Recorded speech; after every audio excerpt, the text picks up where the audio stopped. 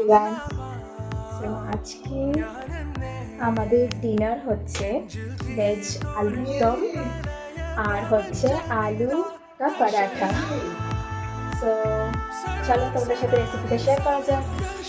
এই তেজপাতা, টমেটো দিয়েছি, টমেটো কুচি কুচি করে তেলের মধ্যে, আর একটু মশলা করা ছিল।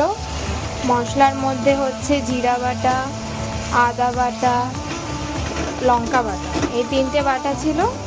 এই তিনটে বাটা এর মধ্যে দিয়ে দিয়েছি। মশলা মা করে রেখেছিল। আর এখানে আলু ভাজা আছে, আলুটা ভেজে রেখেছি। এখানে ভালো করে কষিয়ে জল দেওয়া হয়েছে।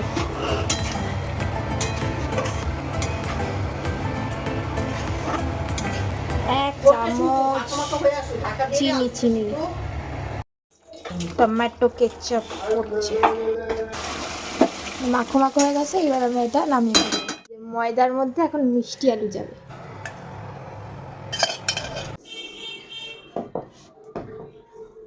এখানে মাকে দেখে গেছিল যে কিভাবে বেলতে হয়, তো সেভাবে আমি একটু ট্রাই করছিলাম। তারপরে সব ভেজেছি না,